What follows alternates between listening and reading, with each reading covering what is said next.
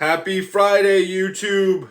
Florida Funder here with a really new exciting series we're going to release every single Friday, Funding Fridays, where I myself is going to drop a little video based on my experience in the alternative finance space in the business funding world. A little background on me: I've been in sales for 14 years. I've worked in the alternative business finance space for 11 years, specifically the unsecured niche without any hard assets. And I've been an entrepreneur for 9 years. I've built several seven-figure businesses. And most importantly, my acumen is built from helping thousands of individual small business owners in America gain capital on various different levels.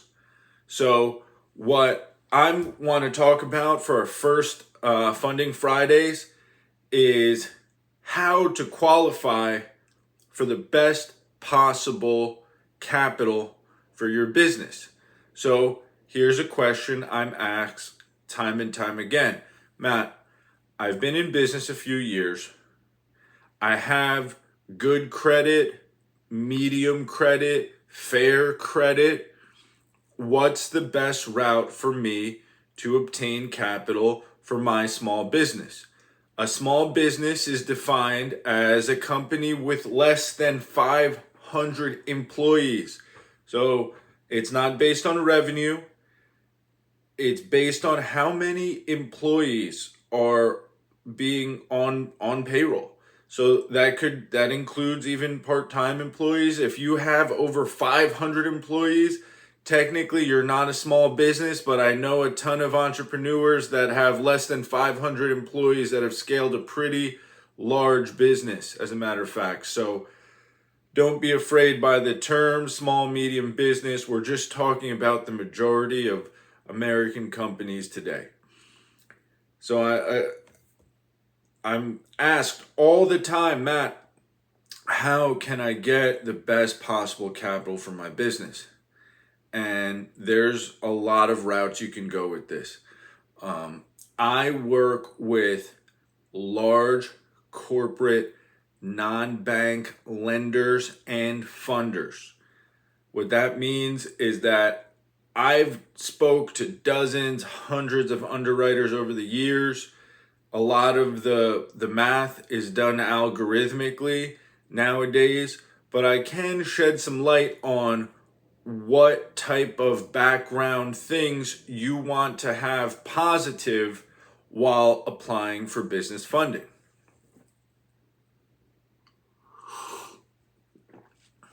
Number one, time in business. Time in business is big. If you're just starting, be patient. Ideally, before applying for funding, you're going to want to have at least 2 years time in business, optimally 3 or more years time in business. Based on underwriting standards of today, if you have been in business for less than 3 years, it is riskier to lend money to you based on the fact that the majority of businesses go out of business within 3 years. Unfortunately, those are just the numbers. Those are the facts. We can't change that. So even if you know you're going to be doing this until you're old and gray, underwriters just look at how long you've been in business. They look at your business start date and they price the deal, the loan, line of credit, or funding based on a criteria that you meet. So if you have under a year in business, it does fall into a higher risk tier. If you have 2 or more, that's good. Ideally, you want 3 or more. As far as credit, the next most important thing is, Matt, what credit score do I need to get quality funding today? To me, the short answer is 650 on Experian.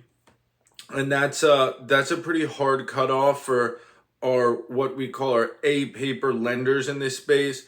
They want to see a 650 on Experian. What that means is you're paying your credit cards on time. You're not over leveraged. Your debt utilization is not maxed out. If you have a $10,000 limit on your MasterCard, you're not at $9,999.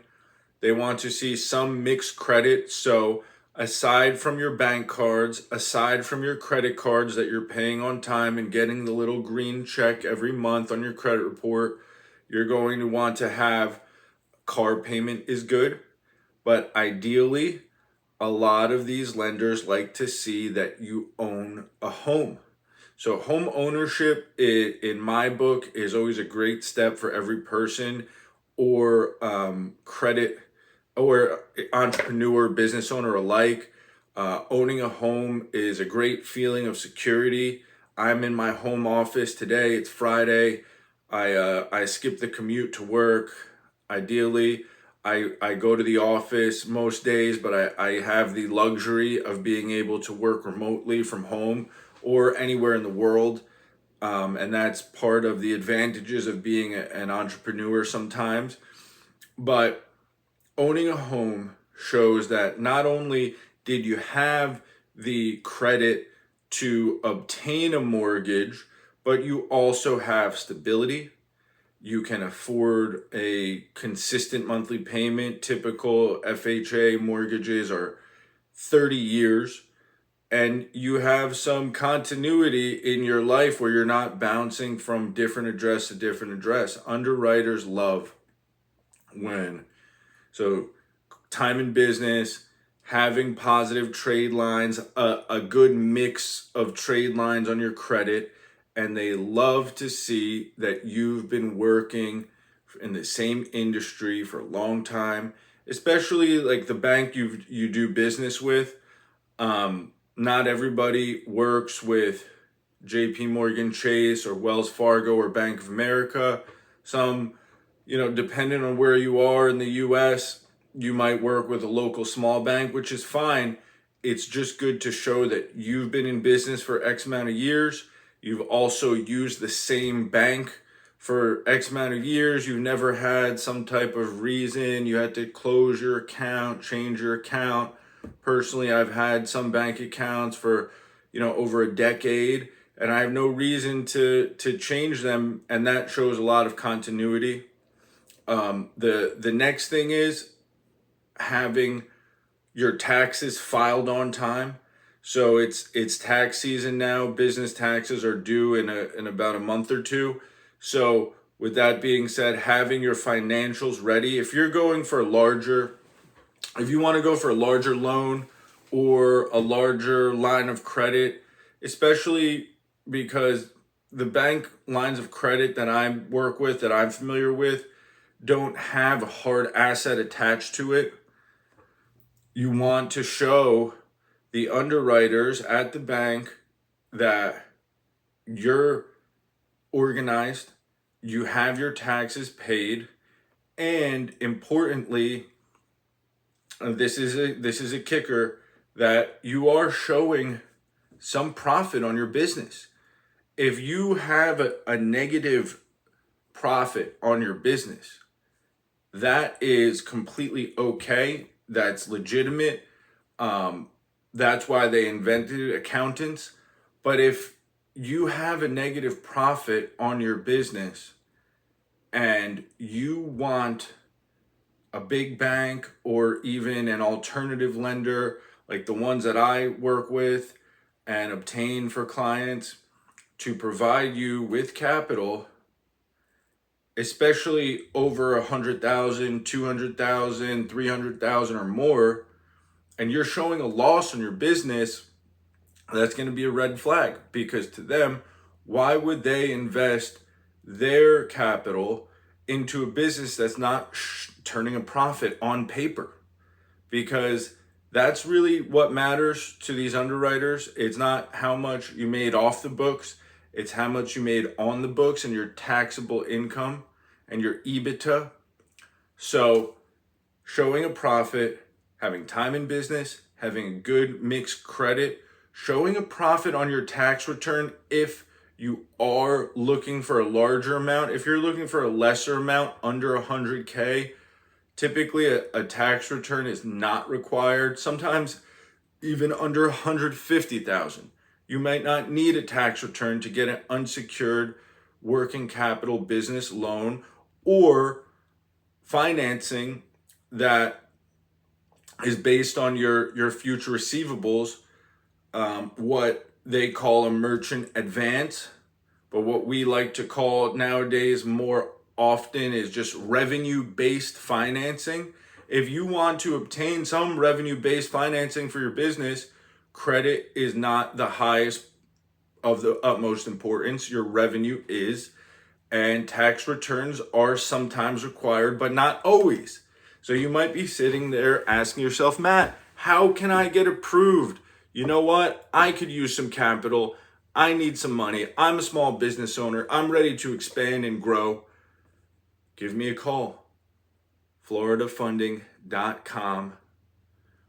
I'm dropping videos every Friday. I want to spread the word of funding. Small business owners know that even if you don't have the best of credit, we can get you working capital. We're willing to give you a chance.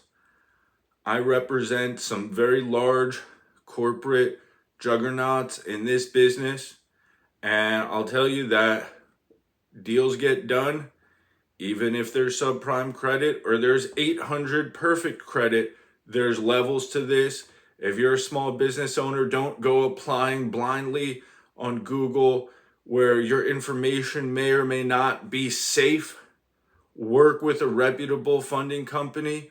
Work with someone that has positive reviews, someone that has integrity, and you will get a better outcome than just trying to kind of do the send and pray method. We can guarantee results. We can guarantee execution here. We want your business to grow. Having a vested interest in small business is kind of my thing, and I love what I do. So happy Funding Friday, everyone. Comment below what you want the topic of next week's Funding Friday to be. Comment below, guys. Coffee is for closers.